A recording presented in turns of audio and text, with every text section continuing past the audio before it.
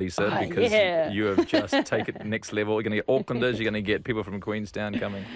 Tough I don't story. know Aucklanders. We'll take the Queenstowners. Oh, ouch! Ouch! Oh, you're accepted, of course. Oh, Lord, it's too late. Tough story to end on, but it's a really interesting one, so I wanted to make sure we covered it. Onto something very sobering and an interesting twist to the assisted euthanasia debate. We don't usually consider emotional pain when euthanasia is discussed. We really only hear about those who are terminally ill, physically ill. And the common debate is around who can make the decision to choose to end their lives and what the moral and legal lines are. But a very tragic case has come out of Holland. A former victim of child sex abuse has ended her life. She was in her 20s and she was given a lethal injection after doctors and psychiatrists decided that her post-traumatic stress disorder and other conditions were incurable. She also had physical difficulties. She was almost entirely bedridden and was presumably too weak to kill herself unassisted. First of all, horrible story, but have you ever considered this before, Lisa, the possibility of a terminal mental illness? No. Would you want those people to have the same choices? I think it's a very, very slippery slope. Yeah, Because, then everybody who's a bit depressed or down or teenagers, they can opt out. I think it's dreadful what this poor woman went through, but I don't think that that's a slope that you want to start down. Euthanasia in general, I think, is a completely different, in regards to terminal illnesses and stopping life just a bit earlier than what it would otherwise be is a different ball game to what they're doing here.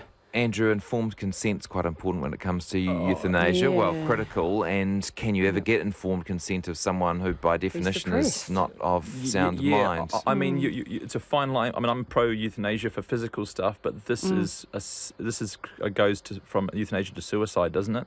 Yes. And assisted suicide. yeah, and it's. I mean, but it's not euthanasia. Oh, it's such a tricky one, isn't it? I mean, because awful. You're gonna you can feel better.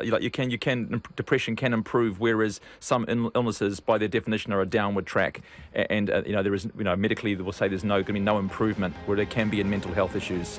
Okay. So wow, we could talk for an hour on that, and it's a nasty topic. Before we go, Jeremy Clarkson, Richard Hammond and James May have a name for their new car show.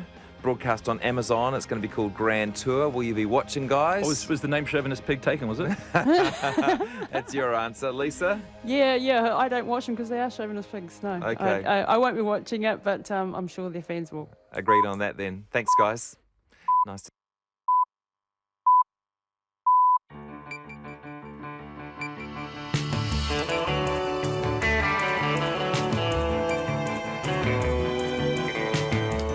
Kia ora and welcome to Checkpoint on RNZ National. I'm John Campbell. On behalf of the Checkpoint team, thank you for joining us. Tonight, a real housing crisis outside of Auckland as tourism booms and booms. The downside is in places like Queenstown, where low-paid service workers either can't find accommodation or can't afford it. $175 a week for a single bed in a flat with 10 others and one bathroom. Meanwhile, tourism numbers are projected to reach 4.5 million by 2022.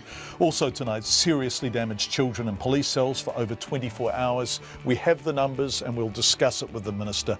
Our US correspondent McKay Coppins from BuzzFeed on the beautiful beauty of chaos.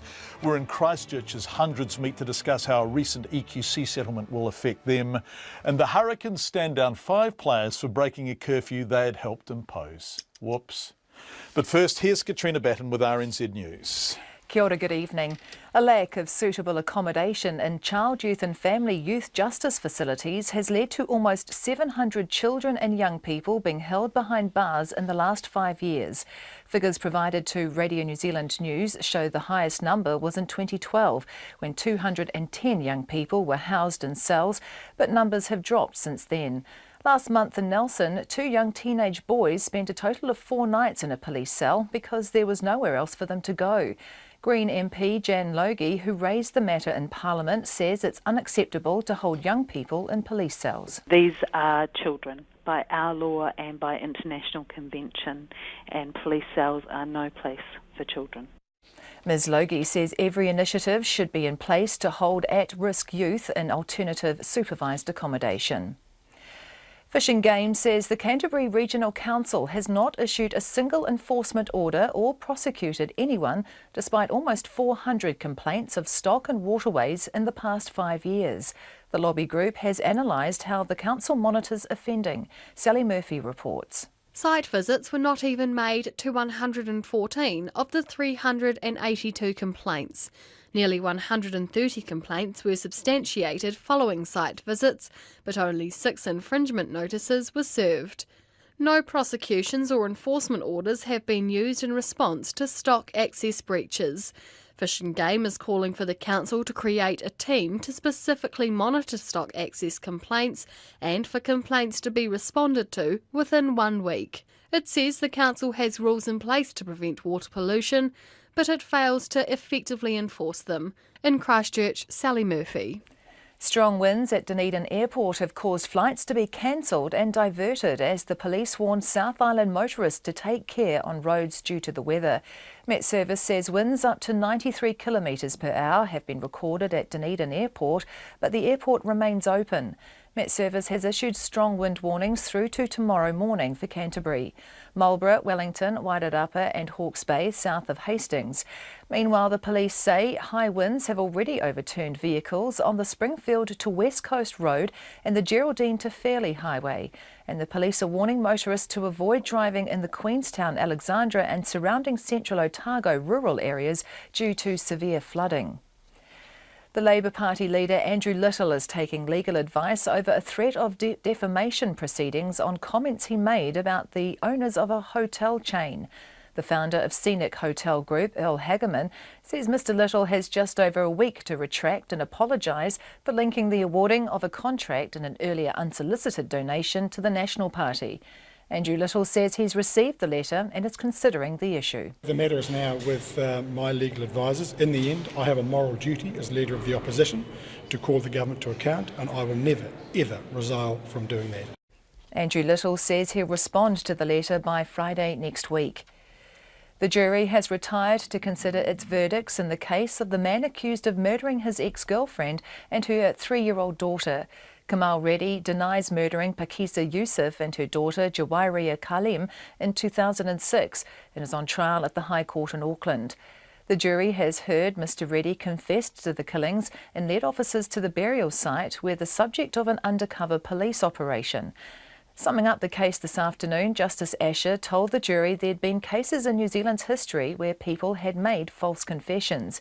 He said the jurors needed to assess the reliability of the confession along with other evidence. The Canterbury Police have seized hundreds of thousands of dollars worth of synthetic drugs after swooping on 10 Christchurch properties. The police carried out the search warrants across Christchurch in the past 2 days and have arrested 5 people. Detective Senior Sergeant Jason Stewart says the large-scale operation has stopped the drugs from reaching the black market. He says while nationally there are fewer people using synthetic drugs, there's still a strong criminal market for them in Canterbury. In sport, the Warriors winger Manu Vatuvei says he reached breaking point when he mixed prescription pills and energy drinks on a night out following last month's heavy loss to the Melbourne Storm. Vatuvei was one of 5 players who was suspended from an NRL game and from International League after admitting to the incident.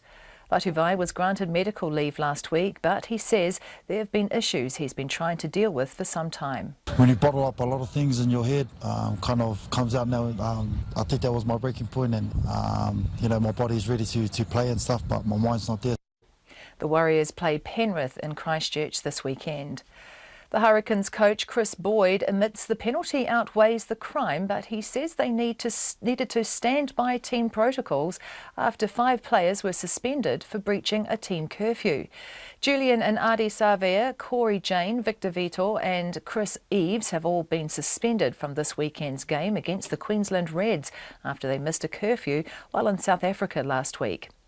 The All-White skipper Winston Reid and defender Tommy Smith are the notable omissions from the New Zealand football side selected from the upcoming Oceania Nations Cup in Papua New Guinea. Reid, who plays for the English Premier League side West Ham, needs to get fully fit. However, Ipswich Town defender Smith has again been unable to commit to the national side, and All-Whites coach Anthony Hudson says he won't be picking him in future. That's the news. Earth, alarming to experience an earthquake while in the shower. Stark naked, head covered in suds and shower glass door rattling. Wind. Damaging wind gusts are coming through with thunderstorms, Stewart Island, Fiordland, Westland and Buller. There is a chance of a small coastal tornado in most places. And fiery. Prime Minister will resume his seat. Order! Order! The Prime Minister will leave the chamber. All the elements. Susie Ferguson and Guy Aspinall, morning reports, weekdays from 6. Then, on 9 to noon, the ripples of the Auckland housing boom hit the provinces, where house prices are forcing many out of the market. And after 10, George Henare, veteran of stage, screen and radio, on the eve of his departure for Australia. Join me, Lynn Freeman, and for Catherine Ryan after Morning Report on RNZ National. Met Service weather through to midnight tomorrow, and we have severe weather watches and warnings for many areas. As you heard in the news, Northland, Auckland, Waikato, Coromandel and Bay of Plenty, fine and cloudy periods, showers developing tomorrow. Waitomo to Kapiti, also Taupo, Taumaranui and Taihape, fine spells and isolated showers, a brief period of rain tomorrow morning, possibly heavy. Gisborne, Hawke's Bay, Wairarapa and Wellington, high cloud, brief rain tomorrow morning but dry in Gisborne, severe gale northwesterlies south of Hastings at times. Nelson, Marlborough, mostly fine, however brief rain overnight and again tomorrow night. Severe gale northwesterlies in Marlborough easing overnight. Buller, Westland, Fiordland and Stewart Island, periods of rain with heavy falls and squally thunderstorms. Northwest gales easing later today. Canterbury, Otago in the rest of Southland, scattered rain at times but mostly dry in coastal places. Gale or severe gale northwesterlies today, mainly inland. And the Chatham Islands mainly fine, however a few showers tomorrow. It is now right bang on 9 minutes past 5. Thank you very much indeed, Katrina. Coming up before 5:30 on Checkpoint, we're going to look at women who kill in self-defence. This is in domestic violence situations, a law change on the cards. That's coming up. Also, children in police cells for over 24 hours. We're going to look at that. We have the numbers and we're going to discuss it with the Minister. But we begin tonight with an accommodation crisis in Queenstown. What we're talking about here is the tourism explosion. So remarkable that the Tourism Industry Conference, currently taking place in Rotorua, and we'll have more on that later in the program, yesterday announced the country is effectively full over summer, no vacancies. Now that's just for tourists themselves, but it's also for the workers who feed them, clean their hotel rooms and serve them coffee in the morning and drinks at night. For the most part, they are low-income service workers. And in Queenstown, they simply can't afford to live there. This is becoming critical. People are in garages, sleeping in cars, sharing overpriced rooms with strangers. Later in the program, we'll tour a flat with 11 people in it, all of them paying $175 each to share a room. That's $1,900 a week in rent for a single house. Have a listen to Michael. He's one of the flatmates. So there's 11 people living in the house. There's 4 downstairs, albeit one stays up here on the couch because there's not enough room in the bedroom for them both to live in. And then there's 7 of us upstairs. It's quite cramped conditions. The kitchen really isn't big enough for all of us. Everybody mainly uses one bathroom upstairs. We have to keep rubbish inside because there's not enough bins for us to take it out. And if we leave the bags outside, animals tear them apart and then we just have kind of rubbish everywhere. That's coming up later in the program, but we begin with a Queenstown employer who says the accommodation crisis is simply becoming desperate now. Matt Christensen is the general manager of the Mantra Marina Hotel Complex. He blames investors, greedy landlords and a lack of future planning for forcing up rental prices for service workers. He says it simply won't be long at all before tourist operators can't find staff because they can't afford to live in the town. We probably get, about 100, 150 CVs through our door each week. And probably half of that would not have accommodation already sorted. The majority of them being based in hostels and backpackers and temporary accommodation, people's garages, things like that. So it's almost become almost a prerequisite for most of our staff to have accommodation sorted before we're willing to offer them a job almost. Why is that? Well, you spend a lot of time training and getting them used to the life in Queenstown, and it's a big investment. Each employee, it's 2 weeks of your time and effort to get them trained up and ready to go in any level of job, from housekeeping to management staff, and it's a lot of time and effort, as I said, and if they don't find a place to stay, they're out on the next flight. So that's your time and effort completely, down the drain. Wow, this is a real issue there, isn't it?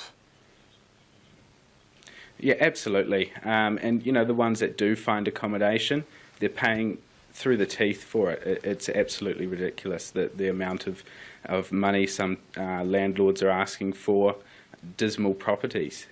Can you give us some examples, Matt? We've got a photo from you which shows a room that seems to have been divided with just hanging sheets. Is that the case? That's correct, yes, that's the case in a lot of instances that we've seen and what we've heard. There's people that are staying in, as I said, backpackers and hostels, which are shared rooms of up to 10 people, where in this case, they're paying $125, $150 for a shared room that's divided with sheets. How many people in that room? There was, in that room specifically in the picture, there was 3 people, so it's divided into 3, that's one room. And in that house there were 13 other people. And what was the landlord charging for that kind of accommodation? For that kind of accommodation in that room with 3 people divided with sheets, they're looking at $125 per bed. So wait a sec, that's $375 for one room? One room, exactly. And these are people who are, by and large, service workers, right? So they are probably all earning south of $20 an hour? Exactly, yep. There's, minimum wage, a lot of them will be on. So it is a lot of money for, a minimum wage earner to be paying that for very little, and, the living conditions aren't great. That leads on to other effects like more sick days, needing more time off work, and generally unhappily with their New Zealand experience. That's Mantra Marina Hotel Manager Matt Christensen. To put this in context, there are 18,000 permanent residents in Queenstown and they have 1.8 million tourists a year. There is an extraordinary accommodation problem. Mike Thielen is the Chief Executive of the Queenstown Lakes District Council. He says there's no doubt housing affordability is a pressure point in Queenstown and they're doing what they can to increase supply quickly. But Mr Thielen told our reporter Peter Newport that fixing the problem will take time. What we've got at the moment is a significant, I suppose, gap between the amount of long-term rental property available and the sorts of numbers of people that want rental properties because they've come here for a ski season or the summer season to work.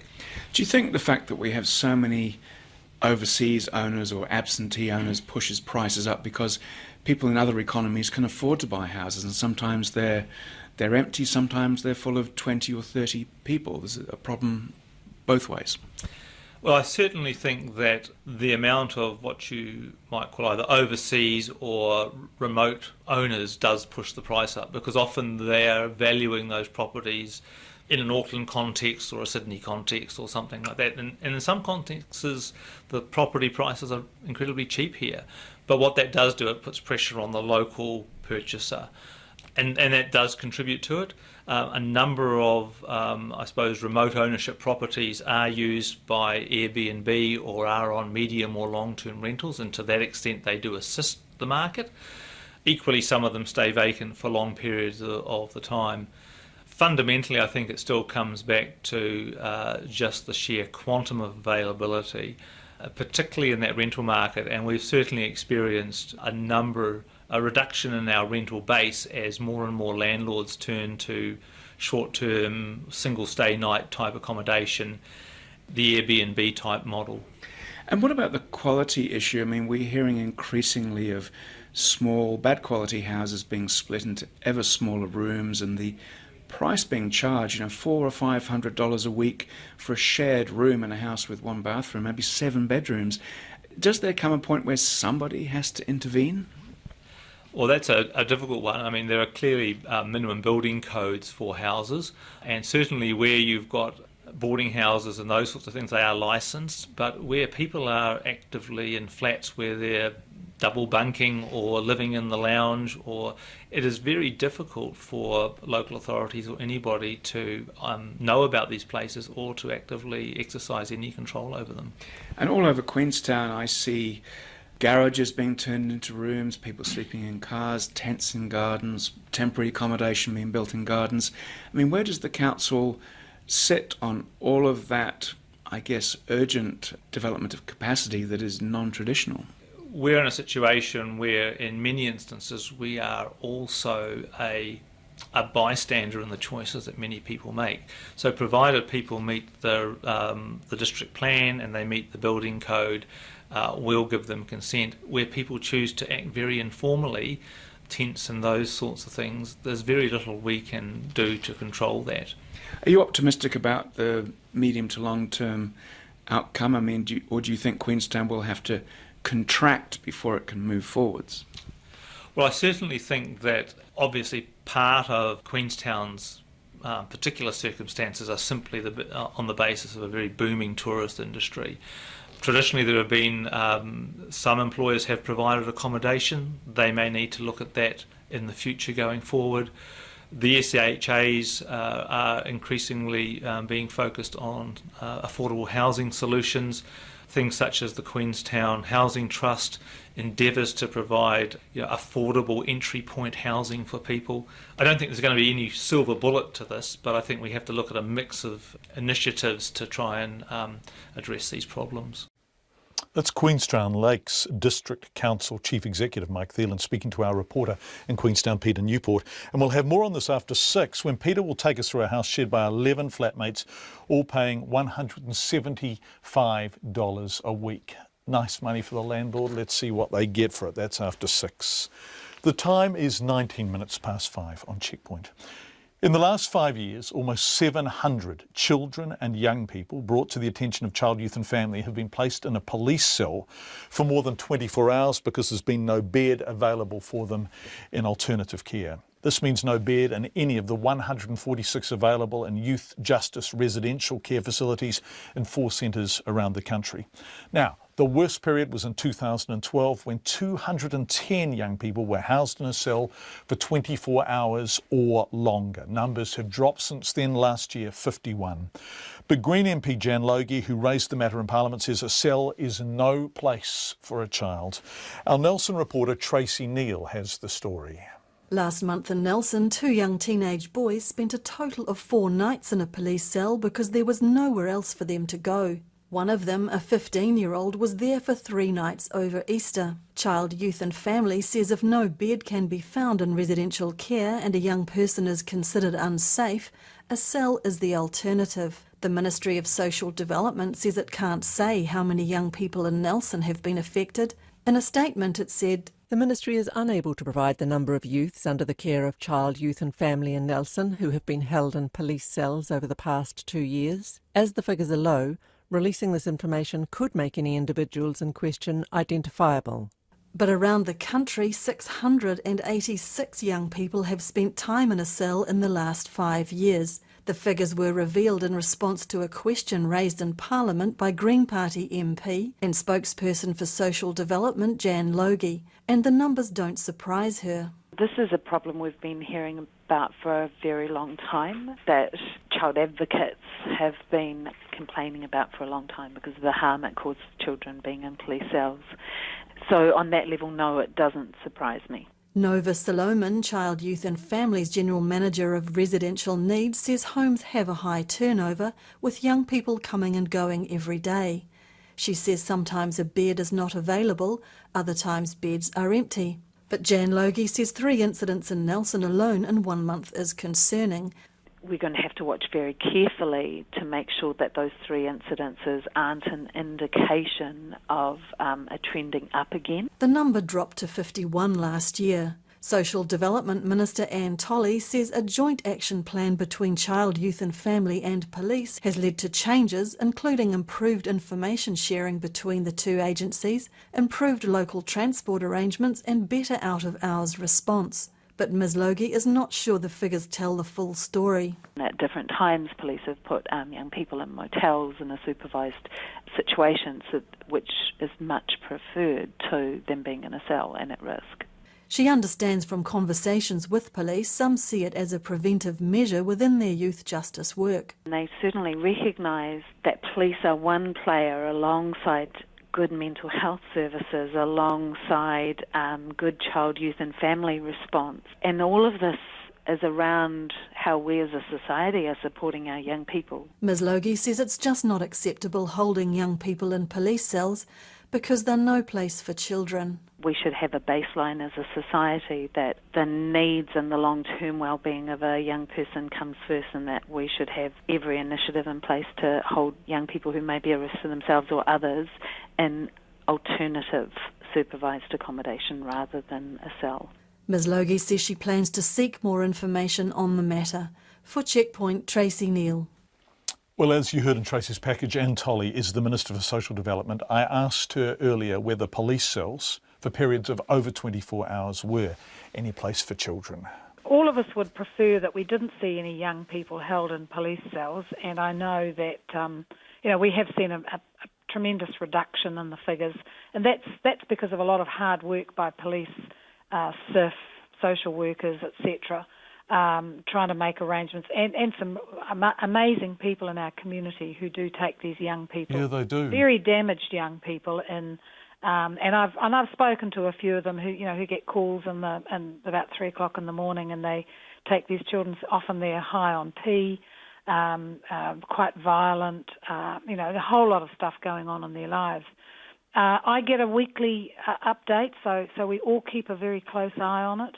And there's a lot of protocols. They're all visited by social workers, and we keep a close eye on. But I think all of us would prefer that didn't have to happen to any young people. Because the problem is that almost invariably these young people, and some of them, as you know, are very, very young, are really damaged. Yeah. Almost without exception.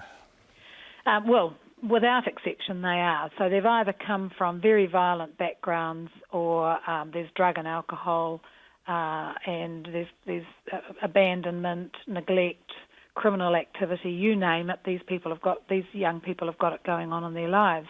We've got to have some way of holding them. Now, some of that's done in the community. Some of it is done in our youth justice residences.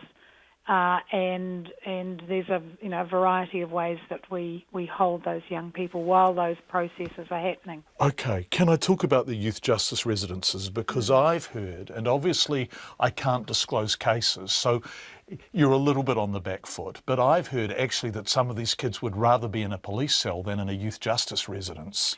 They're pretty grim places. They're a mini prison for young people. So we've got two. Remember, here we're talking about youths. We're not talking about children under care and protection. We're talking about youths. So 14 to 17-year-olds. And I've been into youth justice residences. Look, the staff there do their very best. But they're tough places, aren't they? They are tough places. And there is something, and I wish I could think of a better term, Dickensian about them. Yeah. Are they an appropriate response to the kind of children who are youths who are ending up in them as damaged as they are already?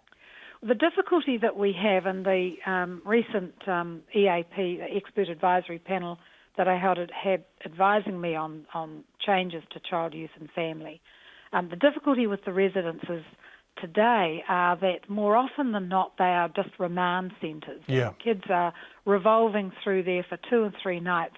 You can't do very much for them while they're there because they're just on their way to and from court.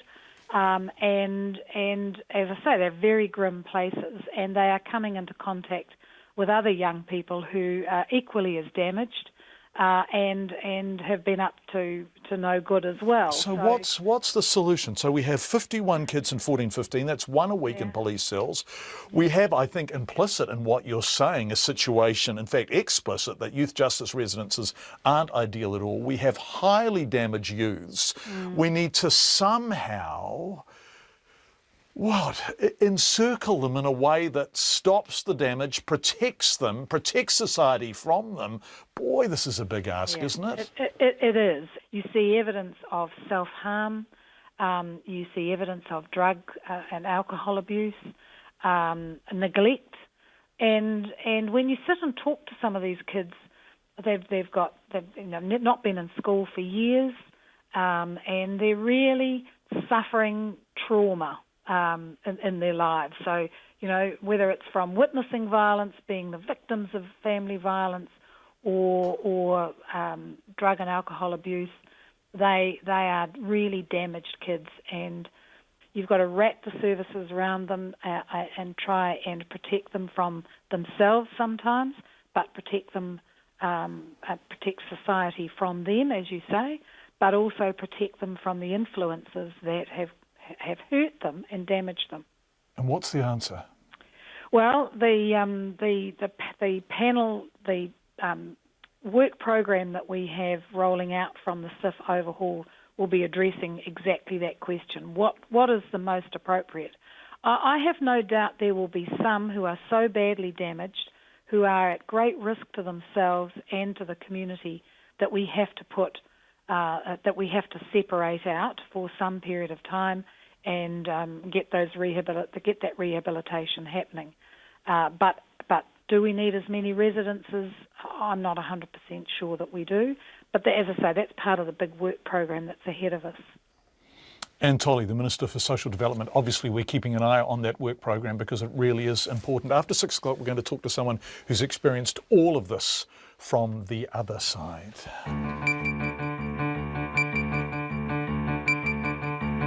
5:28 coming up, the headlines with Katrina, business news with Nona. Also, the government looks at charging international visitors more to use infrastructure to help pay for surging tourist numbers. Mystery surrounds an incident in central Wellington this morning which saw large sheets of glass smashed to the road from a high-rise building, plus 5 hurricanes and hot water. And Manu Vatuvei, the Warriors player, has spoken out. All of that coming up. We'd love to hear from you in any way you choose. Text us on 2101, email checkpoint@radionz.co.nz, and don't forget our excellent Facebook and Twitter pages. We're going to go to a story from the Waikato now, where people are getting the chance to talk to doctors on their smartphone rather than driving long distances to appointments.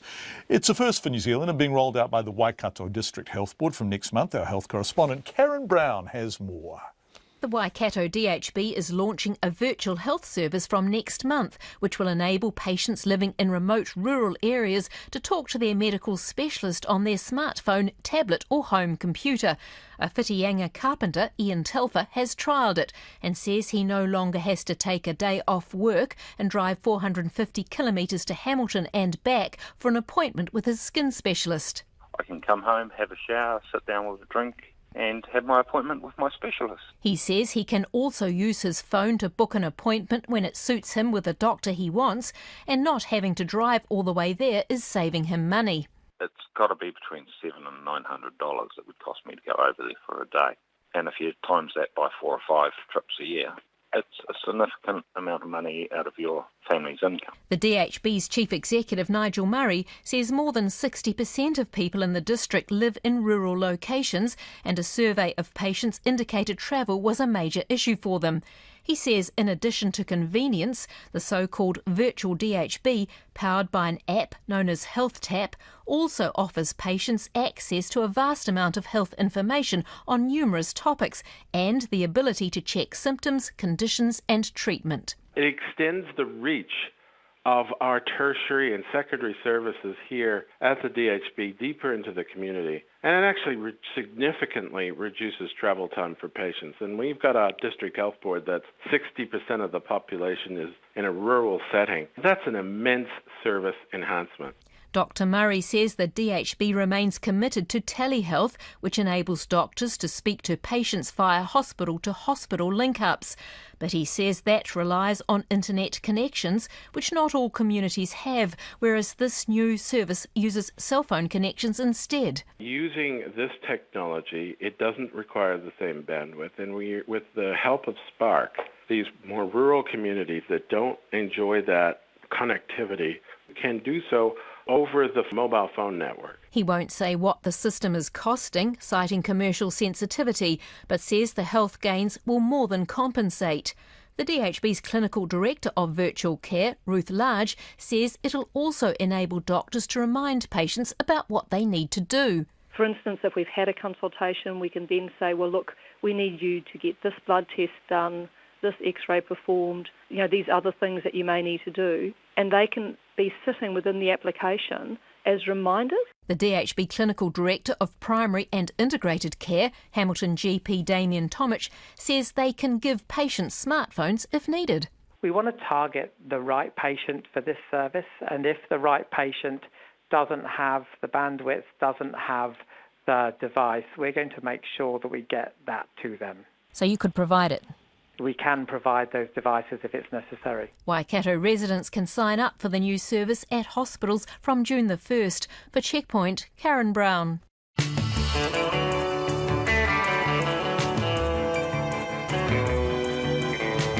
Coming up on Checkpoint, 11 flatmates, one house, one toilet, one shower, $175 each a week. Someone is taking the proverbial in Queenstown. Bernie Sanders and Hillary Clinton still battling it out for the Democratic nod, but we talked to a really great US correspondent about the chaos that Donald Trump is inflicting upon the Republican Party. And is $1,600 a reasonable price to pay for an Official Information Act request? Nona is on that side with business news. Katrina is on this side with the 5:30 headlines. Only 3 minutes and 12 seconds late. Anyway, a lack of suitable accommodation in child, youth and family youth justice facilities has led to almost 700 children and young people being held behind bars in the last 5 years.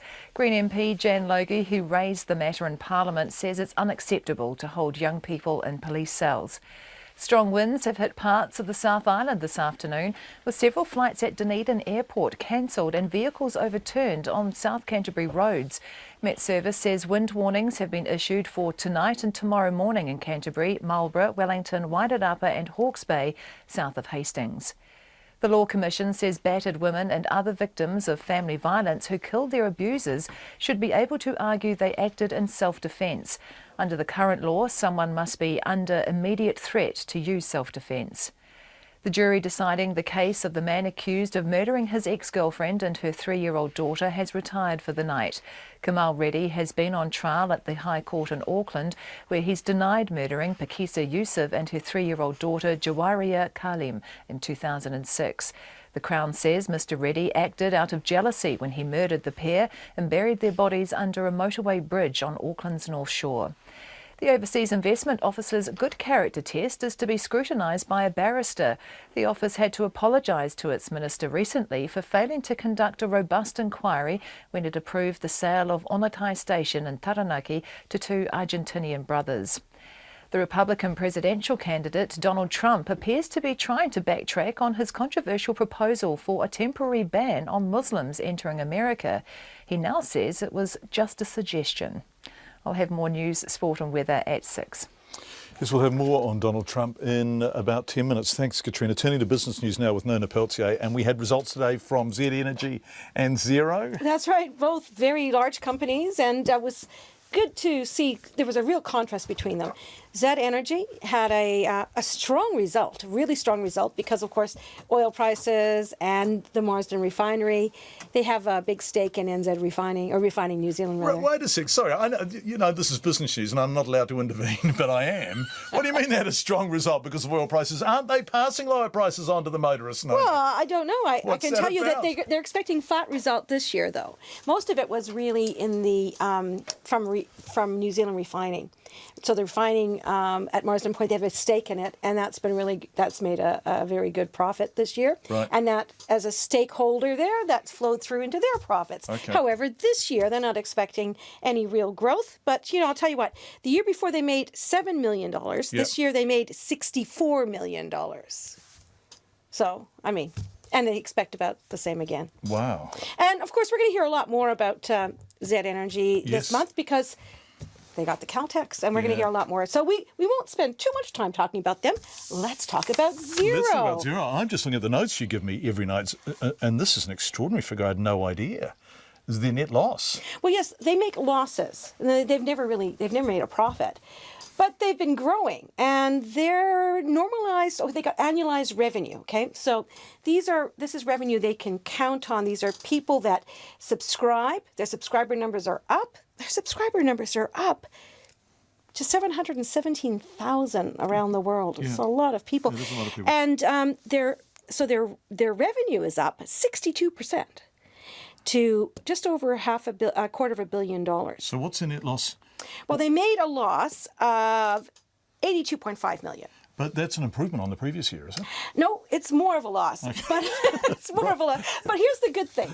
I was waiting for one on Xero's behalf. No. Something good from Xero. No. But they are managing their cash flow differently than they did in the past. So they're moving towards a break-even position. Okay. And you say, how are you going to do that? Well, comes back to that revenue growth. So Mr. Drury, Rod Drury, he's quite an entrepreneur. He's convinced that they're going to get to $1 billion annual revenue, that's locked in revenue every year, and that is how they're going to move to a break-even position without having to invest more cash flow. I know it's complicated, but it's, it's a lot of money. And, right, quick markets, Nona. Well, the market didn't really like Xero's result, as you can imagine. And so their shares ended down 26 cents to $15.42. But overall, the market actually, it wasn't too bad. It fell nearly 0.33% by 21 points to 6,923. The dollar, it's up a little bit. 68.3 US cents and 93 cents Australian. Nona Feltio, thank you very much indeed. Let's change the subject entirely now. A woman who kills her abuser while he sleeps may be able to argue she acted in self-defence under a radical law change recommended by the Law Commission.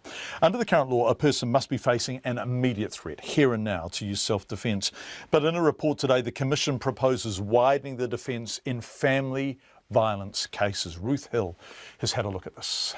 Daryl Kirk, who shot dead her mother's abusive partner in Lower Hutt last year, is awaiting sentence next month after being convicted of manslaughter. Her lawyer unsuccessfully argued self-defence, saying she was confronted by a drug-crazed Adam Watkins armed with a machete. The Law Commissioner Wayne Mapp says under the proposed change to New Zealand's self-defence law, someone like Kirk could have been acquitted. He says the current law fails to recognise that family violence victims who kill are usually reacting to years of mounting abuse and often don't see any other way to stop it. And he says self-defence could be argued even in cases of premeditated killing, such as a woman killing her abusive partner while he slept. Such a claim would only be successful if it existed in the context of a sustained long period of family violence, and if you didn't do that then, the next thing that was going to happen to you is that you were going to be killed instead. Between 2009 and 2012, there were 126 family violence deaths in this country, of which 10 involved a victim of family violence killing their abusive partner. All the defendants were women. Women's Refuge says New Zealand lags behind Britain and many Australian states, which have amended their self-defence laws to recognise the situation of battered women and other victims of family violence. Its chief executive, Ange Jury, says she sees the Commission's most important recommendation as continued education for judges, lawyers and police about family violence. If the courts and judges really get a handle on this, I think what we will see is that the law will be applied effectively. I think there'll be less likely to be mistakes and injustices. The Justice Minister, Amy Adams, says the Law Commission has rightly identified that many family violence victims feel trapped. But she says it would be a significant change to make the self-defence defence available almost at any time in certain situations. In Australia, they have said that the threat to the person's life doesn't need to be imminent, but it does need to be inevitable. And I personally think that provides some stronger safeguards than the way the Law Commission has framed it, which is simply that it doesn't have to be imminent. I think you do need some significant checks and balances in place. Gisborne lawyer Alistair Clark, who unsuccessfully argued self-defence 2 years ago in the case of Patricia Patton's killing of Lawrence Tepa Moon, says battered woman syndrome has been recognised for at least 20 years, but the law has been slow to take into account in some cases. I think it's long overdue and very sensible amendment if it's made to self-defence to recognise that just impossible situation that those victims of domestic violence can find themselves in. The Law Commission is also recommending the Ministry of Justice look at changes to the application of the 3 strikes legislation on victims of family violence who commit homicide. The report notes that under the law as it stands, some women with previous convictions can end up unfairly sentenced to life imprisonment, and judges are unable to take their history of abuse into account. For Checkpoint, Ruth Hill. As Bernie Sanders and Hillary Clinton battle it out for the Democratic nod, and we are going to look at that contest, presumptive Republican nominee Donald Trump is trying to work out how to garner support from a party which doesn't really seem to like him very much. McKay Coppins is a political editor at BuzzFeed and the author of The Wilderness, deep inside the Republican Party's combative, contentious, chaotic quest to take back the White House. The book came out late last year, but could anyone have predicted that those words, combative, contentious and chaotic, would prove quite so true? It really has. I mean, it's kind of historic. I mean, the thing is, you knew, even before we knew kind of that this Trump hurricane was going to kind of crash ashore and take over our politics here, you knew that this was going to be a big, important, pivotal election for the Republican Party, because there were so many candidates running, 17 in all. They all had kind of their own factions of the party. They all had their own visions for what, conservatism and republicanism would stand for in the 21st century. And it really felt like this was going to be this, clash of ideas and battle for the soul of the party.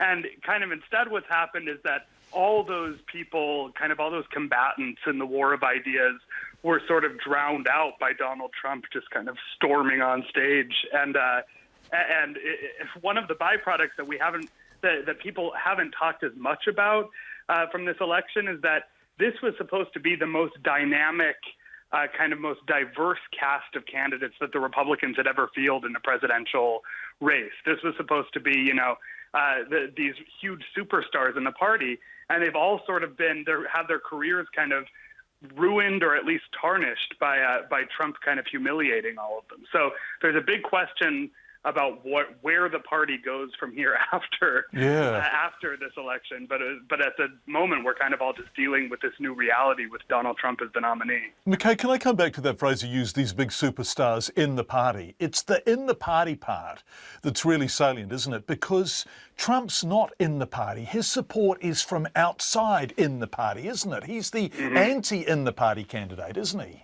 Yes, exactly.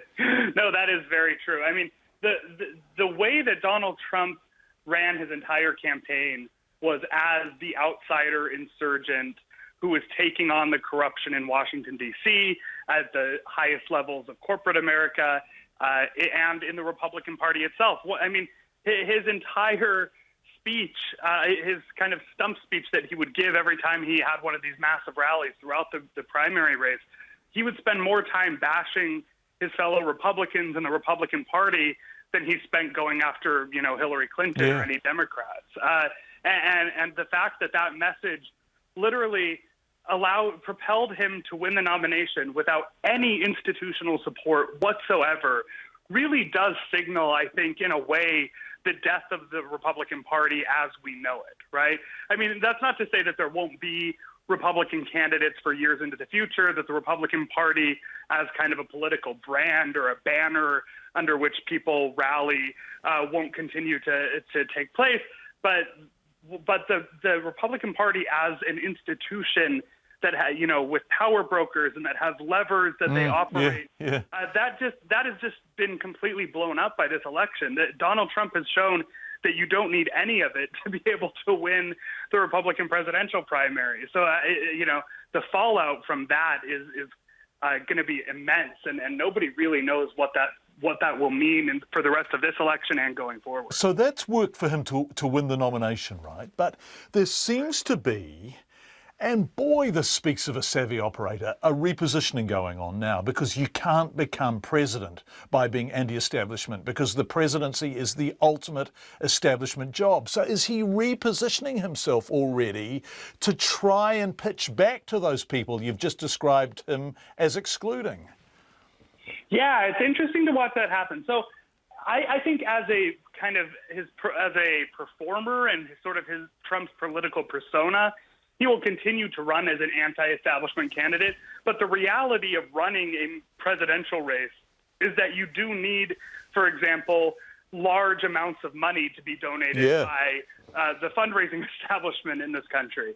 And so you now see him kind of quietly hiring plugged-in, well-connected fundraisers for his campaign and sending them forth to court the millionaires and billionaires in the Republican Party, hoping that they can raise money to run against Hillary Clinton. McKay Coppins, if you want to see his excellent journalism, go to BuzzFeed.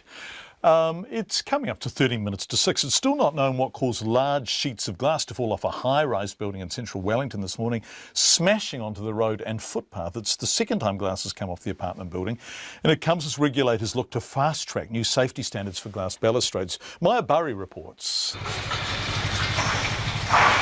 The sheets of glass crashed to the ground 10 stories below on the terrace this morning. The fire service had to remove the remaining shattered glass to make it safe, and a clean-up was underway shortly after. Thorndon Senior Fire Station Officer Johnny Andrews says it's lucky no one was injured.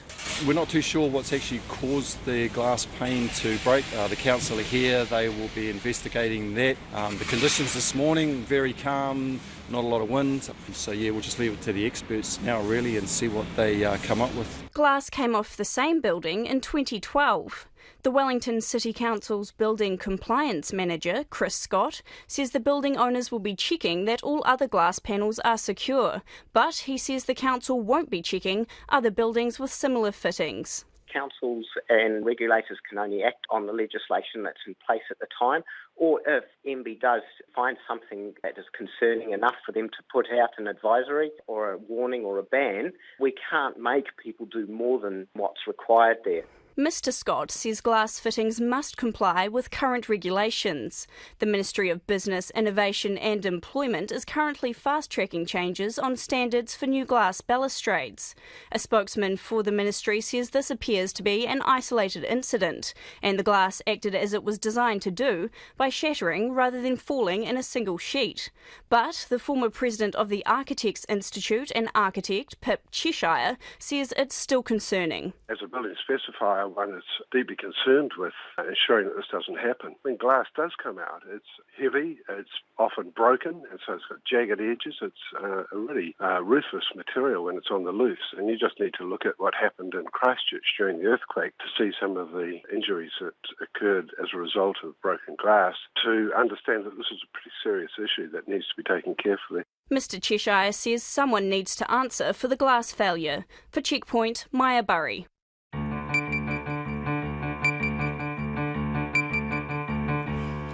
To sport now. The Hurricanes made headlines for all the wrong reasons. My beloved Hurricanes. 5 players have been outed for missing a curfew while the team was in South Africa. They'll miss Saturday's Super Rugby game against the Queenstown Reds. Matt Chatterton, who were they? Well, we have Victor Vito, we have Julian and Ardie Savea, we have Corey Jane and Chris Eves, the props. So a very, very senior group of players. 3 current or former All Blacks. Yes. And Ardie Savea, who was on the fringes of that All Blacks camp. We all know how much Steve Hansen, likes his discipline and does not like this sort of thing going on. It'll be interesting to see their reaction in the All Blacks camp, whether or not this is a big deal to them. Chris Boyd did come out, the Hurricanes coach, did come out and say, though, that this was a sort of a 1 out of 10 on the seriousness of the offence, but they've gone with a 10 out of 10 on the punishment that they were given. This was Chris Boyd's reasoning behind that decision. We don't normally have curfews, but on the way to Africa, the players decided in Sydney that in an attempt to make sure that we had a good tour, that they'd have a curfew imposed, and subsequently on the Tuesday night, which was the night before our day off in Durban, 5 players marginally missed that curfew. So once that curfew had been imposed, they were bound by the protocols in the team, and the protocol says that they miss a game. So this is a 1 out of 10 offence with a 10 out of 10 punishment, unfortunately, but the protocol's the protocol. Wow. So they weren't mixing energy drinks with prescription drugs or anything. They just got back a little bit late. Yes, and the thing that I suppose that is a bit disappointing, I suppose, is the fact that these players set the rules themselves. So they set them on the way to South Africa, on their way to playing the Lions and the Sharks. That, particularly in Durban, that they had these rules in place so that they didn't get themselves into sort of, I suppose, security trouble, because South Africa can, pose a couple of problems, it's safe to say. So, yes, that was their reasoning behind it, that these players set the rules themselves, and for them to break it sets a bad precedent if they don't get punished. Okay, right. What about the Warriors? You and I were both out at their media conference yesterday, but Manu Vatuvei wasn't there. He's been speaking out today, and he gave an interview to... He gave an interview to his own sort of team, really, on Warriors TV. But yes, he sort of gave an insight into what he was going through, and here's actually a bit of a vague insight into what he was thinking last week. The one last week was something that's been going, that's, I've been dealing with for a long time. And, just when you bottle up a lot of things in your head for a long time, it kind of comes out now once in a lifetime. So that I think that was my breaking point, and it's something that I'm working on now. My body's ready to play and stuff, but my mind's not there. So it's something that I need to work on now and get right before I come back and play with the team. Wow. So there was a little, he was vague, but there was, you could sort of get the idea there's something obviously personal going on there for Manu, and he's trying to work through it. So that gives you a little bit of an idea of where he is at. I mean, a phrase like breaking point, and the sense that whilst his body's ready, his mind's not. Well, whatever it is, we wish him well. Yes, yes. It's sort of someone, I think, that, just needs a bit of space to clear his head and get himself right before he returns to the playing field. Let's talk about the All Whites. Yes, now there was a little bit of drama that's come out today. Two key players in the All Whites team have been left out again, unfortunately. They are Tommy Smith, who plays for Ipswich Town, that's in the second division UK Football League. And then there's also Captain Winston Reid. Now, Winston Reid has just been playing in the English Premier League, one of the biggest leagues in the world in terms of football. He scored the winning goal against Man U the other day, didn't he? He did. Yes, now he has been given time by Anthony Hudson to sort of rehabilitate after his EPL season, because it has been long and he has suffered a couple of injuries. And if Winston wants to come and play in the Oceania Nations Cup, which is what the team's been selected for, he would have only been able to play in the group stages and not play in the preliminary or the finals. Sorry. So that's why he decided that it's best probably Winston just focuses on rehabilitation. Tommy, on the other hand, Tommy in the past has made a few comments saying that he was annoyed that he almost had to play for the All Whites rather than focusing on his club career. So he's sort of put himself in another situation where he has put his club before he wanted to play for the country, and it's sort of, Anthony Hudson has decided that's enough. So actually, this is all salutary stuff. The Hurricanes, we have 5 players being stood down for being slightly laid back. Yep. The Warriors, we've gone through that. People have been quite heavily punished and, in fact, exposed to a degree of public humiliation. And now the All Whites coach is saying, if you're too big for your boots, you're not having my boots, right? Yeah, and we do have a clip that we'll play of Anthony Hudson shortly, but Anthony did say, that he has all utmost respect for Tommy and his decision. In that sort of environment, he is trying to solidify his place within his team at Ipswich, kind of like the Stephen Adams and the Tall Blacks scenario. But this isn't the first time that Tommy has turned around and said, I don't want to play for the All Whites, or was indecisive, should I say.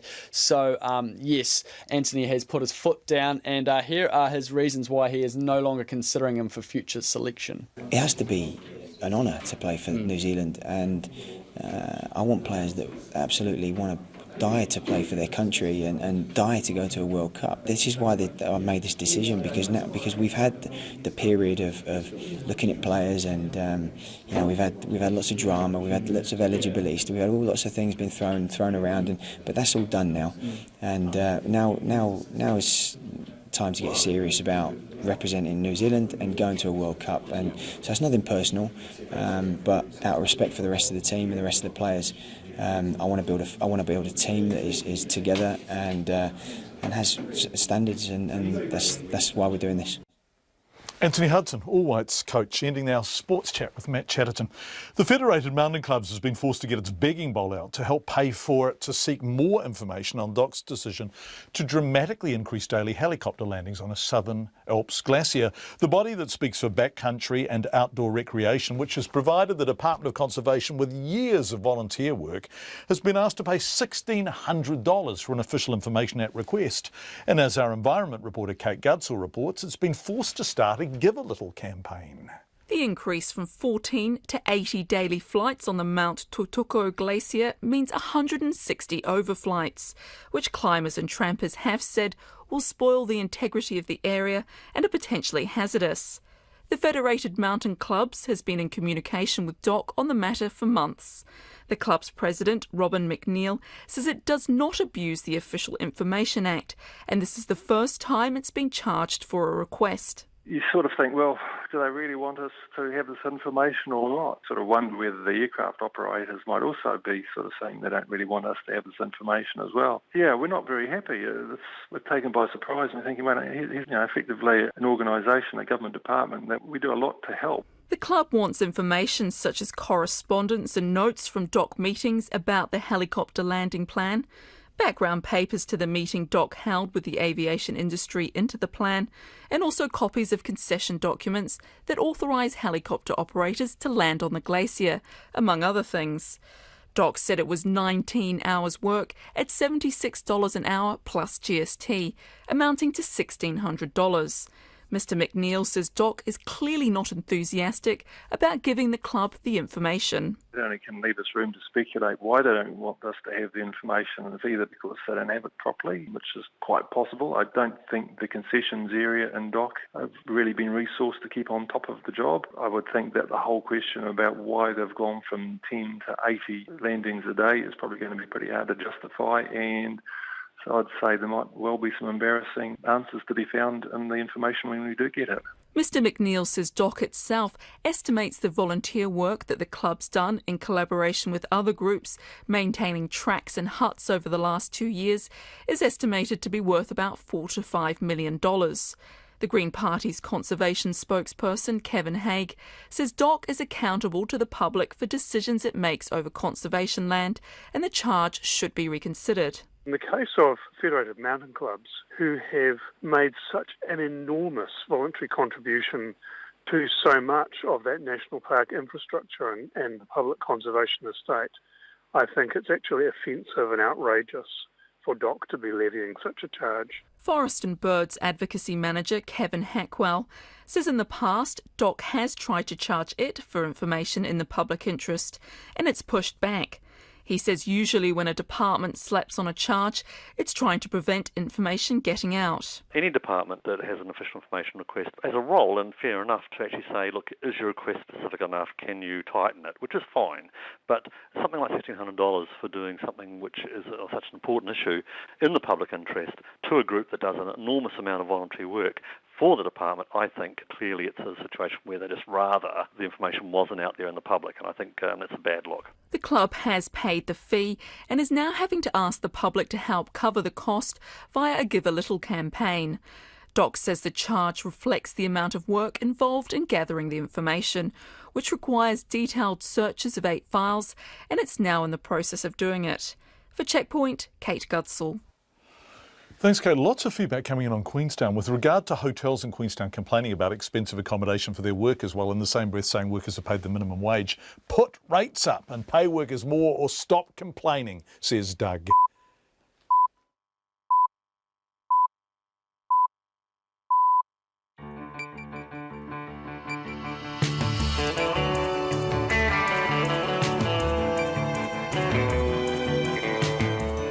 Kia ora everyone, you are with Checkpoint on RNZ National. 30 minutes to go. Thank you for being with us. It's wonderful to have your company. We have more from Queenstown coming up. In fact, we're going to go on a tour of a flat. 11 people, 1 flat. They are just one example of Queenstown's accommodation crisis, but they are pretty striking. We're also going to bring you more of your feedback because lots of suggestions about what needs to happen in communities where there are lots of people doing low-income service work and accommodation is very expensive. Countering corruption at a summit in London. We go there. Our correspondent is the New York Times' man in the UK. And Christchurch homeowners prepare to tackle EQC, a big meeting coming up. We'll be there, but first, here's the news with Katrina Batten. Ngā mihi nui, good evening. A lack of suitable accommodation in youth justice facilities run by Child, Youth and Family has led to almost 700 children and young people being held in police cells in the past 5 years. Figures just released show the highest number was in 2012, when 210 young people were housed in cells, but numbers have dropped since then. Tracy Neal reports. The Green Party MP Jan Logie says holding young people in cells is unacceptable and the country needs to do better. Figures released after she asked a question in Parliament show that 686 young people have spent time in cells in the last 5 years because it was considered to be the best place for them at the time. Child, Youth and Family has 146 beds in youth justice facilities in Auckland, Rotorua, Palmerston North and Christchurch. It says police sometimes believe the placement is unsuitable and will seek agreement with SIF to hold a young person in police cells. This is Tracy Neal. Fish and Game says the Canterbury Regional Council has not issued one enforcement order or prosecuted anyone despite more than 380 complaints of stock and waterways being made over the past 5 years. The lobby group has analysed how the council monitors offending. Sites visits were not even made in 114 of the nearly 382 complaints. Nearly 130 complaints were substantiated following site visits, but only 6 infringement notices were served.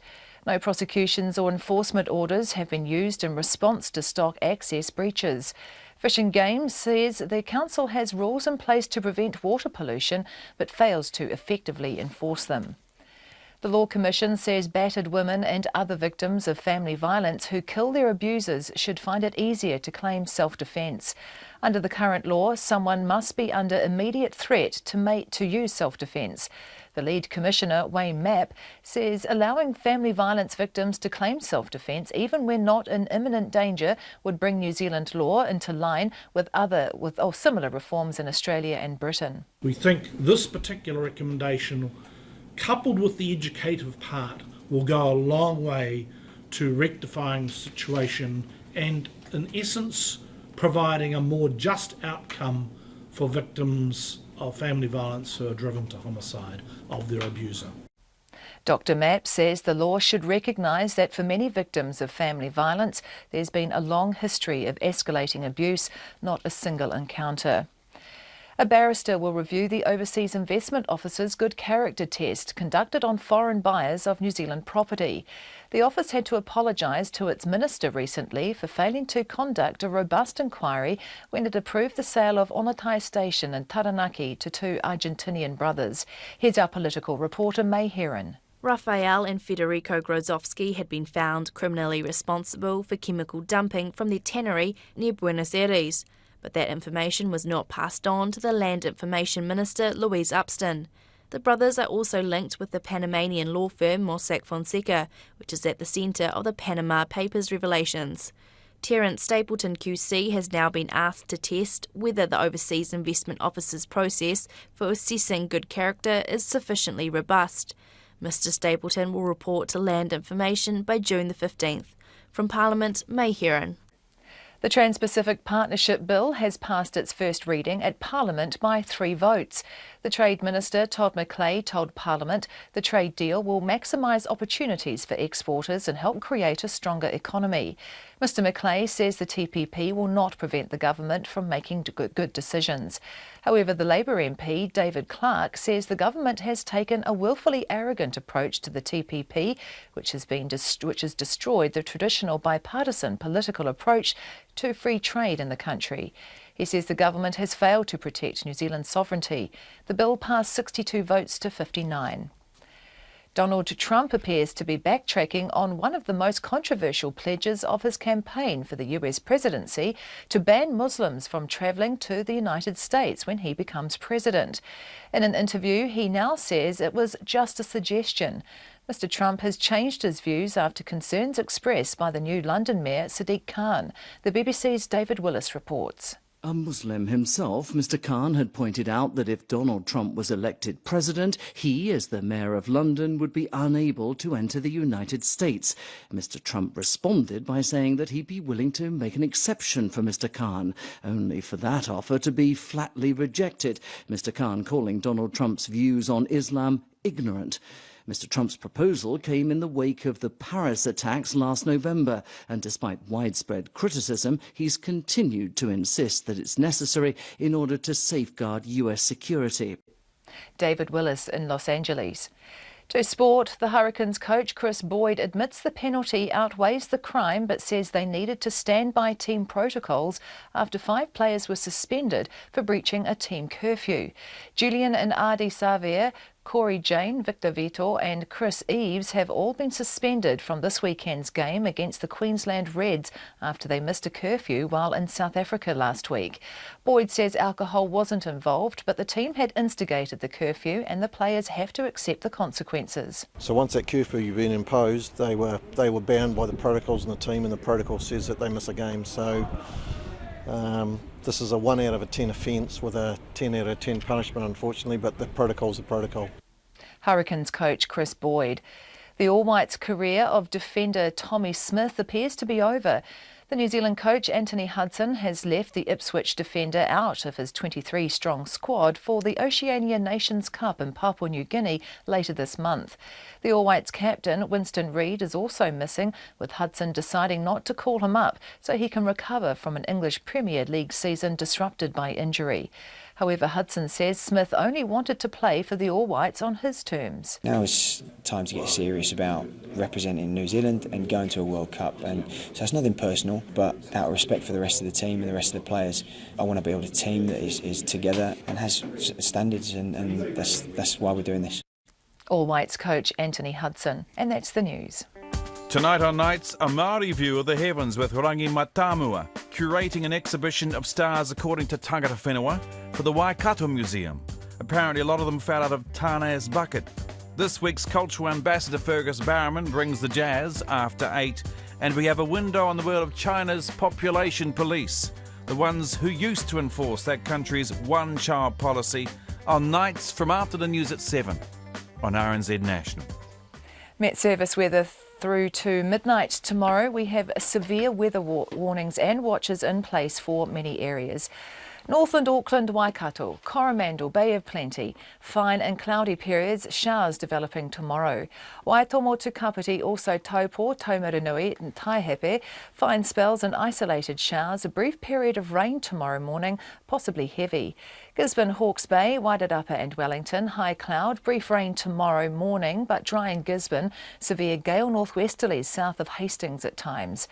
Nelson and Marlborough, mostly fine, however brief rain overnight and again tomorrow night. Severe gale northwesterlies in Marlborough easing overnight. Bulla, Westland, Fiordland and Stewart Island, periods of rain with heavy falls and squally thunderstorms, northwest gales easing later today. Canterbury, Otago and the rest of Southland, scattered rain at times but mostly dry in coastal places. Gale or severe gale northwesterlies today, mainly inland, and the Chatham Islands mainly fine, however a few showers tomorrow. It's 6:09. Thank you very much indeed, Katrina. Associate Tourism Minister Paula Bennett is ruling out the idea of charging people to walk in national parks. New figures show tourist numbers are expected to swell by more than a third over the next 7 years to reach 4.5 million by 2022. And the tills will be ringing, with tourist spending forecast to jump by nearly 2/3 to $16 billion. Sharon Brett Kelly reports from the Trends Tourism Conference in Rotorua. Mount Tongariro has become one of the country's tourist hotspots. Guide Stuart Barkley has seen the numbers surge on the now world-famous Tongariro crossing. He says that means it's nicely busy for his company, Adrift Outdoors, but it's not too crowded on the crossing. Plenty of rumours around, but I understand there's probably on the upward side of 2,000 on a busy day. So to combat that, we're trying to offer alternate times and alternate trips. Stuart Barkley isn't against charging international visitors a small fee to international parks to help pay for infrastructure upgrades, as suggested by Air New Zealand's Chief Executive Christopher Luxon. Maybe a $5 fee. In America, for example, you go into the national parks there, you're charged $20 to enter the park, and I think somewhere around those figures is acceptable. The Tourism Industry Association's Chief Executive Chris Roberts says operators don't want a tax slapped on tourists at the border, but he says people are already charged to walk on the Milford track and that could be extended. Can we do more of that? Can we ensure that we're collecting enough money for DOC to reinvest back in its assets? And we're completely open to the idea of additional charges for overseas visitors and perhaps two different prices structures is not out of the realms of possibility. These tourists at Rotorua's Waiōtapu Thermal Wonderland have mixed views. I consider it very bad from a tourist point of view or a business point of view to charge people for everything, including breathing. I think one price, including all, is the best way. If you go and charge people to go into your national parks and you don't charge the people who live here, then I would say I'm not going to your national parks. And I won't even come here if I find that out. No, as long as tourists don't feel like they're being taken advantage of, I think largely they'll be okay with it. I think if something's worth seeing, it's worth protecting. The Associate Tourism Minister Paula Bennett has been talking to the Conservation Minister Maggie Barry about raising charges, but she's against a fee on tourists to go into national parks. I don't think that we would be looking so much at charging people to go into our national parks, but certainly we have facilities that cost DOC a lot of money that we are very, very, very cheap. And so I do think that maybe looking at some of that is worthwhile, and her and I have had very loose discussions about that. She says fees for national park huts could be raised, but it is too soon to say whether international visitors would have to pay more than locals. It would be for facilities, it wouldn't be for access to land. I think that's one of our unique things in New Zealand, is that people can experience our national parks, that it is free access, and we kind of like that. Paula Bennett says other user charges on tourists need exploring, but New Zealand does not want to have a reputation for ripping people off. For Checkpoint, Sharon Brett Kelly. Speaking of ripping people off, earlier in Checkpoint we spoke to Mancha Marina Hotel Complex General Manager Matt Christensen, who told us the situation is becoming desperate for tourist operators trying to find staff who are being priced out of the rental market in Queenstown. Mr Christensen told us about 3 staff all paying $125 each in rent for single beds in a shared room. But they aren't the only ones. Mike Carroll arrived in Queenstown from the UK to work as a ski instructor. It took him 2 months to find a place to live. And what's it like? He showed our reporter Peter Newport around his flat. So currently there's 11 of us living in the house. Everyone's paying $175 a week to stay here, and then there's bills on top of that as well. So what's the setup up here? We have a relatively small kitchen to our left for 11 people to cook in, kind of main seating, like dining area. We have a conservatory out here, which I'll quickly show you. Which is pretty cold in the winter, but in summer it's great, I'm sure. So how much money are you earning here as a trainee ski instructor? Well, I haven't started the ski instructor's course just yet, but when I am a ski instructor, I'll only actually be paid the hours that I'm teaching. So if I work 3 hours, if I teach for 3 hours a day, I'll only get 3 hours of pay a day. So I'm currently working at a restaurant in town to fund the rest of my time. So can you afford to live in Queenstown? No, is the short answer. This week I managed to get 24 hours of work, and rent was over half of what I took home in my pay packet. And is the accommodation value for money? No, absolutely not. I don't think so anyway. I feel we pay over the odds for substandard accommodation. This place hasn't been renovated since the 1990s, which is what the landlord told me. So. And were you prepared for this at all? Does Queenstown's reputation match the reality that you found? I feel like it's a great place to live and you can have a lot of fun here, but I don't feel as if the living situation is great for a lot of people. So in some ways it does match the reputation, but in others it doesn't. And would you stay here, or are you thinking of going somewhere else? I'll probably leave after the ski season. Yeah, I'll probably go look for greener pastures. I know some friends that live in fantastic properties slightly out of Queenstown, like towards Arrowtown and maybe up in Fernhill, but they, again, still pay about the same amount. But if you want to live in the town within a good walking distance to the town centre, you've got to kind of take a bit of a rough property. Mike, just talk us through the upstairs accommodation. It looks pretty cramped up here. Got a hallway leading off to 1, 2, 3, 4 bedrooms. This is my room, so twin sharing. So this is just enough for 2 people to share, but before we moved in, me and my roommate were strangers. We didn't know each other. We have a couple staying in this bedroom. $350 a week. It takes more than half of both their paychecks every week because they both work in hospitality. All 11 of us share one toilet upstairs, and then most of us use this shower because the shower downstairs is inadequate, for want of a better word. And then the final room is 2 sharing in here. They have quite a bit of space, but as you can see, there's a lot of baggage, a lot of clothing, just kind of strewn around the place because there's not really, and there's a heater there because the room's so cold as we're now getting into winter. No double glazing on the windows. Yeah. So how many people are living downstairs? There's 4 people living downstairs in 2 rooms. In the basement. So I mean, this looks pretty rough down here, Mike. I mean, we've got clothes on the floor. So this, how much are they paying for the space? They're paying. I think that we had a talk with the landlord, and she's reduced it to $150 each. But yeah, $150 for no wardrobe space. And very little room space. So this is the bedroom here. 2 beds with barely a foot gap in between the beds. So one guy, David, is actually sleeping up on the couch because he doesn't feel comfortable sharing a room so close. And then next door we have another couple paying $350 for the room, which is a reasonable size room, but it's easier for them. They're a couple. So you've come over from the UK. You're going to be working as a skiing instructor. Correct. I mean, you must have been quite surprised by the situation you found here in Queenstown. Yeah, when I first got here, I was told by my friends that it was great quality of living and that I'd find a house relatively easily, which didn't turn out to be the case. I spent the first month here sleeping on a couch. I then spent 2 weeks in a hostel. It was $180 a week, and then eventually I got into a house. And your advice to people coming to Queenstown? Save up a lot of money if you want to make any kind of a life for yourself here. I would say unless you want to come here for a specific reason, there's probably more beautiful parts of New Zealand to stay in, or just as beautiful parts of New Zealand. I'm not saying Queenstown's not beautiful, but yeah, you can probably earn more money and pay less to live in. Like I know some friends up in Hamilton, and they're only paying $100 a week for their own room.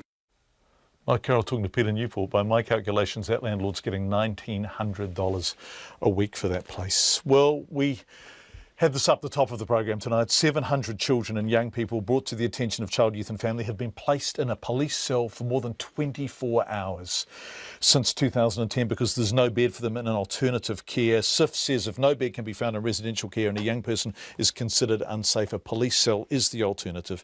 Daryl Brome is a former foster child, a former SIF worker, and he wrote about his life in a book called Through the Eyes of a Foster Child.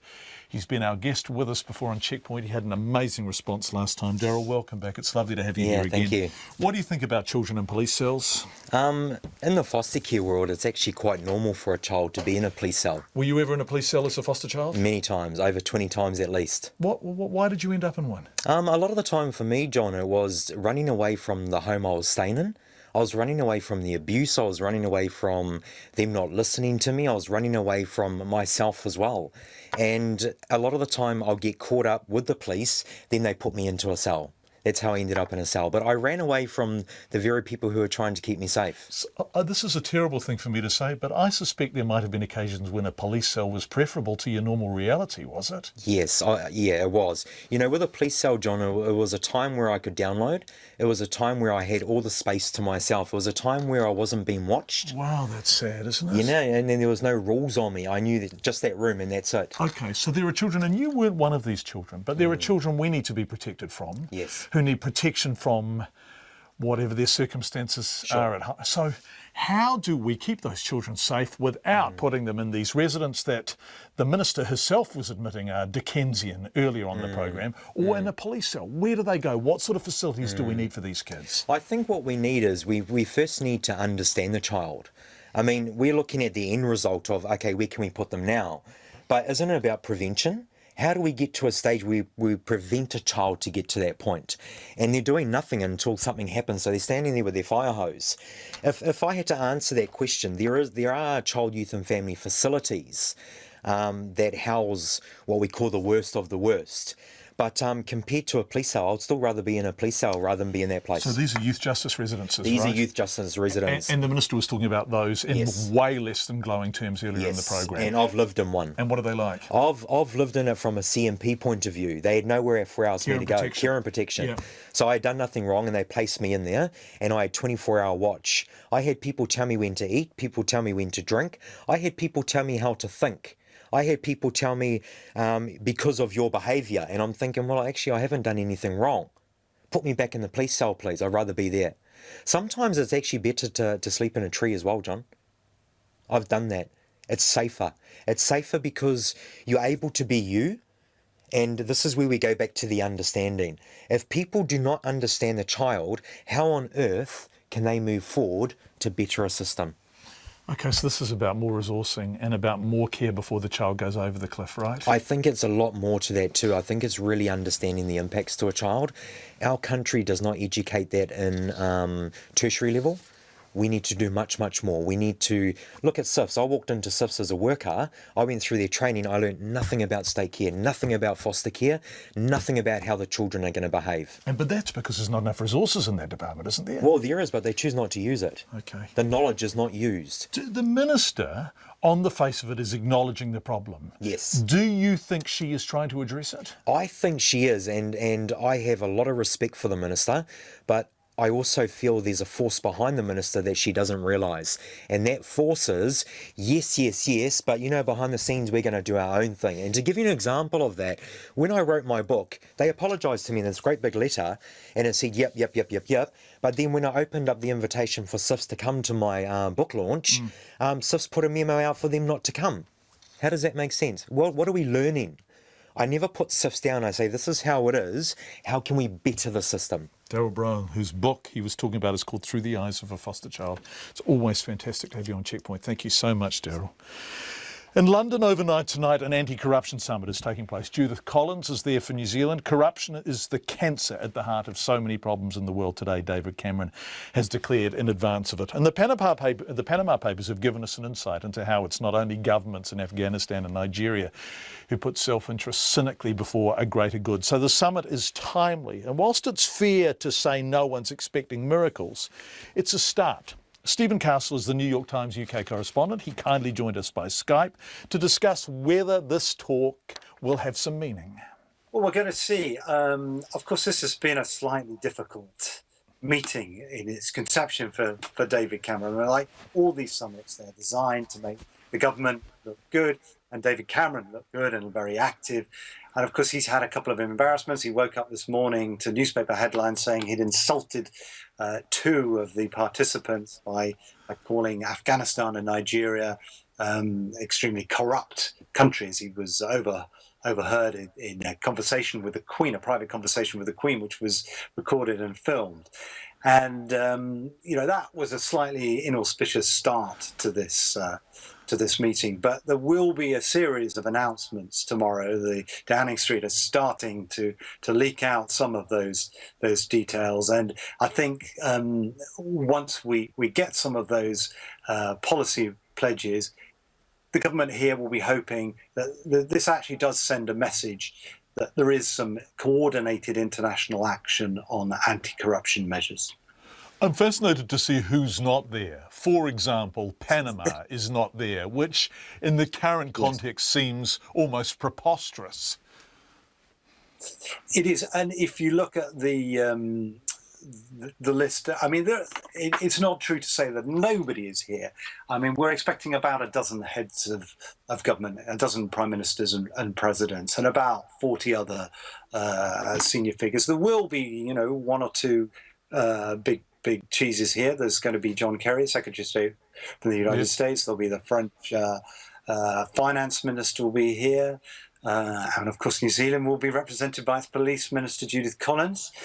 So there will be some high-level people there. But for example, there will be a discussion about corruption in sport, no representation from FIFA, not all the crown dependencies, overseas territories of the United Kingdom are going to be here. And when, of course, those issues of tax havens are absolutely central. So it has the feel slightly of a summit that has been put together a little bit in an experimental way. It's it's the inaugural summit. And perhaps that's because a lot of the focus here in Britain is on the looming referendum on Britain's membership of the European Union. Yeah, which certainly makes sense. The issue is the same thing that the OECD is dealing with in terms of trying to deal with multinationals moving their taxes around. If you go in too hard, you scare people away. If you go in too soft, it's absolutely meaningless. So it's a real balancing act, isn't it? Because you want buy-in. Exactly, you do. And I think David Cameron's strategy here is to make some clear announcements that Britain is going to be at the heart of, and his plan is to announce tomorrow that he's effectively going to close the London property market to money laundering via investment through shell companies. It's a fascinating summit, this. A public meeting is being held in Christchurch tonight for homeowners to discuss how a recent EQC settlement will affect them. Last month, the EQC Action Group, made up of 98 people, agreed to a settlement with the Commission. It means EQC must now repair quake-damaged houses to when new and not pre-earthquake condition. Melanie Tobeck-Burke from the Canterbury Claimants Group is expecting a pretty large crowd at the Transitional Cathedral at 7 o'clock. I think what that settlement has done, it's a declaratory settlement. It's, I guess, an agreement about a point of law. But what it's done is given people confidence that their position was actually correct as to what that repair standard should have been, which is as we knew. And many believe or didn't even know they were getting a lesser repair standard than that, which was pre-earthquake. So people have been sort of struggling on, battling on, taking the case themselves, giving up and moving on or whatever, and then suddenly that settlement said, hey, you were right all along. It's very much said that, and the way I understand it, and I often say I'm not a lawyer, but even if you have bought a house that's had an EQC repair on and you weren't there as part of the earthquake, you can go back and question the standards of that repair. And so a lot of people now could, if they understood what this means. It doesn't mean that the house was repaired incorrectly. It doesn't mean that the assessment was incorrect. It just gives people confidence to say this is the standard it should have been. We don't think it was right, or we want it reviewed. There's a lot of anecdotal evidence that I've received, other professionals, lawyers, tradespeople, that homes aren't repaired to that standard, and that's significantly lower, and I think that's problematic across the board. Are people completely over this now? Depends how you want to describe that. I think a lot of people are worn down, disillusioned, broken, but I think what this settlement has done is given people confidence that they actually are right, and what I've sensed is a greater motivation to hold, I guess, those implementing the legislation on our behalf to account to do it right and do it right first time. Okay, and the people who are doing that in part, or who should be doing that, are EQC. You've invited their CEO, Ian Simpson, along tonight. Is he coming? Unfortunately, no. We did invite him. Unfortunately, no. He's apologised as he wishes to focus on settling claims individually, one at a time. And so, therefore, that's his focus for this evening. Okay, so this is about how you progress in terms of your dealings with EQC, what has happened, what the settlement tells us should have happened, and what will happen. Will there be anyone there from EQC to discuss this with you? No, what EQC have done, though, is provided us with a handout, a hard copy that we can hand out to people that are there, and I believe that information is on the EQC website as well. But it's very much about contacting their info email address and requesting a review. What we have done is we've had a bunch of volunteers that have put together a website. It's www.eqcfix.nz, and on that we'll provide templates and some other processes that people could follow, including a survey on foundation repairs to help us gather some hard facts rather than anecdotal evidence that we can take back to EQC on people's behalf. That meeting's at the Transitional Cathedral at 7 if you want to go. That's Checkpoint for tonight. We'll be back tomorrow night at 5. Thank you for being with us. Good night. RNZ News headlines at 6:30. A New Zealand court has ordered the cloud storage website Mega to hand over the IP addresses and contact details of users suspected of hacking Kazakhstan's government computer system. Kazakhstan says the hack took place in about August 2014, but was not discovered until early 2015. The Trans-Pacific Partnership Bill has passed its first reading at Parliament this afternoon by 3 votes. Almost 700 children and young people have been held in police cells in the past 5 years because of a lack of suitable accommodation in youth justice facilities run by Child, Youth and Family. Strong winds at Dunedin Airport have caused flights to be cancelled and diverted as the police warn South Island motorists to take care on the roads due to the weather. Our next news and weather is at 7.